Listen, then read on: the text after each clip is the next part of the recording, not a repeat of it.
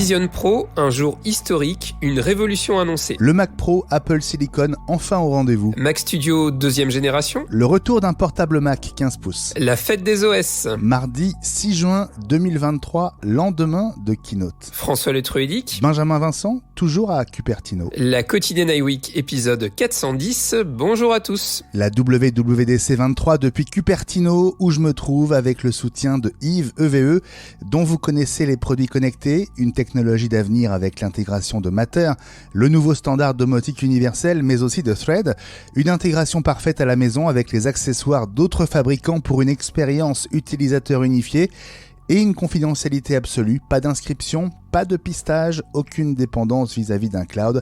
Tout se passe en local avec une communication directe entre les appareils Yves et les smartphones ou concentrateurs. Enfin, un design plébiscité. Merci à Yves pour son soutien.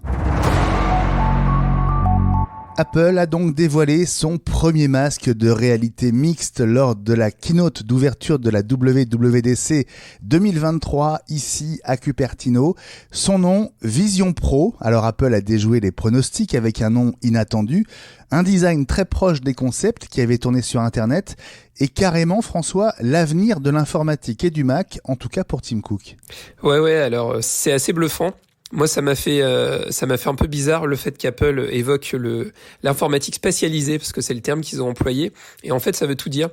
Je pense qu'on a assisté quand même à une révolution et sans doute à l'étape suivante de l'informatique. Quand on voit tout ce qui est possible, tout ce qui est envisageable, ce serait trop long de le faire. L'idée, c'est pas de faire 2 heures dessus, mais quand on voit la keynote, n'hésitez pas à retourner la voir.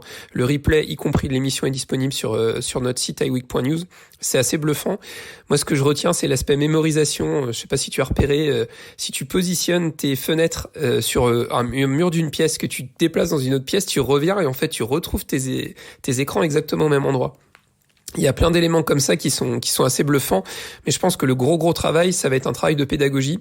Apple a 6 mois pour éduquer les gens et pour faire comprendre aux gens qu'en fait, c'est pas uniquement un casque de réalité virtuelle, c'est pas un casque méta. On n'est pas dans le métavers. L'idée, au contraire, c'est de développer de nouveaux usages et s'affranchir au final complètement de la télévision, du Mac, de l'iPad, quasiment de tout en fait. Et on peut s'imaginer peut-être à moyen terme remplacer une grosse partie de nos périphériques par ce casque. Moi, je t'avoue que je suis hyper emballé. Le seul truc sur lequel je suis moins emballé, c'est le prix. Ça a quand même été la douche froide. On s'attendait pas à un prix aussi élevé. La dispo qui sera dans un premier temps pas en France, je pense que potentiellement on y aura le droit peut-être milieu d'année prochaine, ça n'a pas été annoncé, mais généralement il y a à peu près entre 5 et 6 mois de décalage entre la sortie des nouveaux produits aux US et en France. On verra ce que ça donnera, mais j'ai qu'une hâte, c'est de l'avoir sur le nez.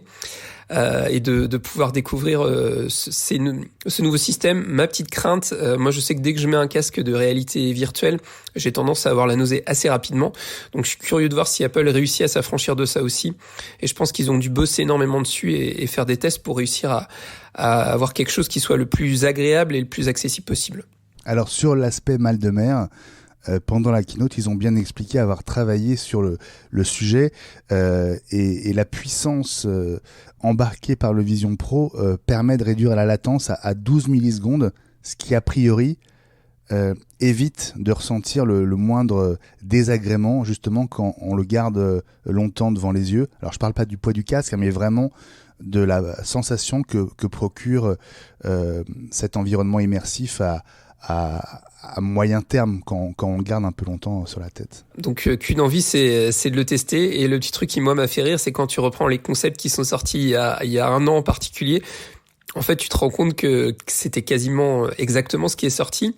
Et ce qui est intéressant aussi, je vous conseille d'écouter ou de réécouter le numéro d'iWeek où on a eu Mark Gurman en invité, parce qu'au final, il nous avait quand même spoilé pas mal de choses.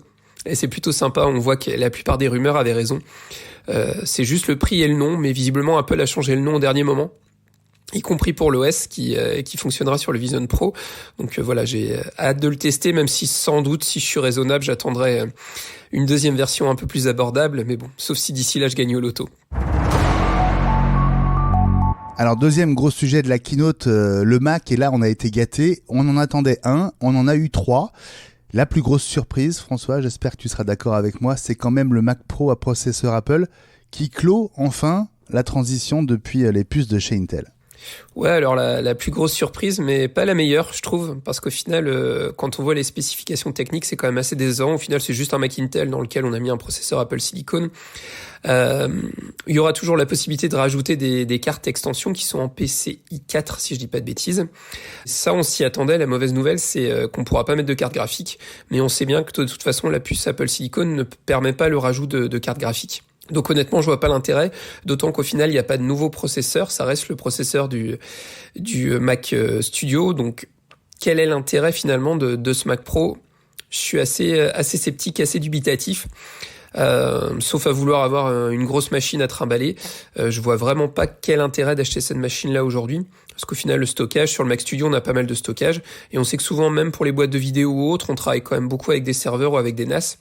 Donc l'idée du stockage en plus, ça apporte pas grand-chose, d'autant que le stockage est très très cher. Voilà, la transition est finie, elle aura pas mis 2 ans, elle en aura mis presque 3. Mais au moins, il existe. Maintenant, ça reste un Mac de niche, donc voilà, on se doute bien qu'il se vendra pas par palette. Et le Mac Pro, on en parle évidemment aussi dans le nouvel épisode d'iWeek, la semaine Apple, le débrief de la keynote qui sera en ligne ce jeudi soir. Autre nouveau Mac inattendu lui aussi, la 2e génération de Mac Studio en version M2 Max et M2 Ultra. Alors finalement, Mac Pro et Mac Studio vont cohabiter, François, en tout cas pour l'instant. Ouais, on se demande un peu pourquoi. Je pense que vraiment qu'il y avait le Mac Studio suffisait en fait. C'est vraiment le sentiment que j'ai. Ils l'ont mis à jour, mais bon, au final, je pense qu'il y a pas mal de gens qui cherchaient un ordinateur puissant, qui avaient déjà acheté le Mac Studio. Il n'y a pas spécialement d'intérêt à du coup migrer sur la nouvelle génération, qui va pas apporter grand chose de plus pour moi. Maintenant, voilà, si vous aviez pas franchi le cap sur le Mac Studio M1, n'hésitez pas à partir sur le M2 Max ou le M2 Ultra. Après, le tarif reste assez prohibitif. Moi, je vous inciterais aussi, pourquoi pas, regarder du côté du refurb. Il va peut-être y avoir aussi du déstockage sur des modèles neufs. Le Mac Studio, c'est vraiment une très belle machine. Moi, j'ai eu l'occasion d'en utiliser quelques fois et voilà, elle est assez impressionnante, malgré tout cher, mais assez impressionnante. Et ça montre une chose, c'est qu'Apple délaissera sans doute pas cette machine pour l'instant. C'est vrai que la rumeur voulait que le Mac Studio passe directement au M3, mais c'est pas le cas.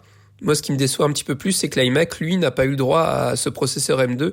Et ça, c'est étonnant parce qu'on sait très bien que l'iMac se vend plus que le Mac Studio. Donc ça aurait été plus logique qu'Apple fasse une migration de l'iMac. Mais ce n'est pas arrivé pour l'instant. N'oublions pas que la WWDC est une conférence développeur. Le Mac Studio est davantage une machine pour eux, alors que l'iMac est une machine grand public.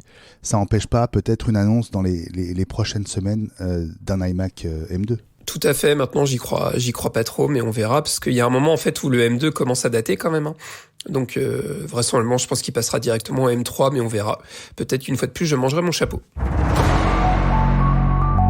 Et puis, 3e Mac, celui qu'on attendait, le MacBook Air 15 pouces, et là, c'est un carton annoncé.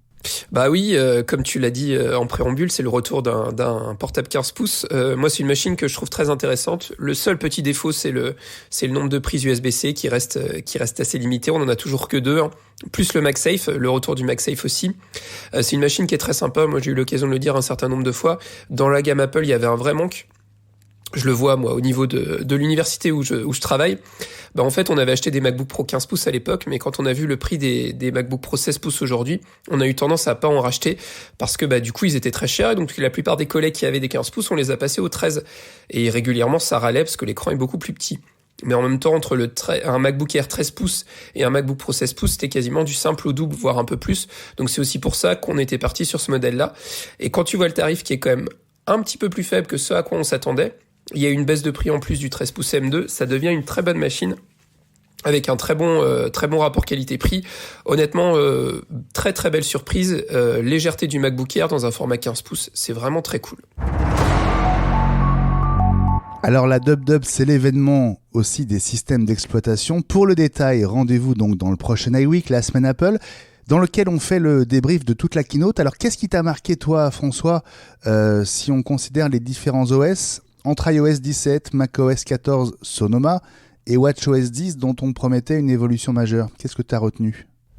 Bah moi je t'avoue que j'ai retenu surtout WatchOS. Je trouve que la nouvelle organisation au niveau des widgets et compagnie est plutôt sympa. Ça a l'air beaucoup plus interactif.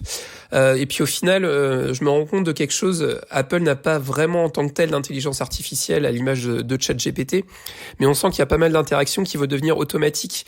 Le machine learning joue à fond. Le fait que vous ayez des widgets qui reviennent, dès que vous allez rajouter un minuteur, le minuteur apparaîtra en première position dans les widgets sur l'Apple Watch. Il y a plein de petites choses comme ça qui sont plutôt sympas. Moi, le truc qui m'a particulièrement déçu, c'est le fait que la nouvelle version d'iOS, iOS 17, soit pas compatible avec l'iPhone 10. Je trouve ça un peu dommage parce que c'est un téléphone qui est quand même pas hyper ancien non plus. Quand on voit qu'un iPhone SE2, qui était quand même un iPhone d'entrée de gamme qui est sorti pas longtemps après au final, lui va y avoir le droit. Je trouve ça un peu dommage. Et pour te confesser, j'ai installé iPadOS 17 sur mon iPad mini. J'ai pas vu trop de changements. Maintenant, ce qui est sympa, c'est que vous pouvez aussi mettre le fond d'écran originel de l'iPad lors de la présentation par Steve Jobs. Vous vous souvenez, dans son joli fauteuil de type Voltaire, vous pouvez le mettre sur votre iPad et c'est la première chose que j'ai faite après avoir installé cette mise à jour. Mais voilà, pour plus de détails, on vous renvoie vers le prochain numéro d'iWeek qui sort jeudi. La quotidienne iWeek. Reviens demain.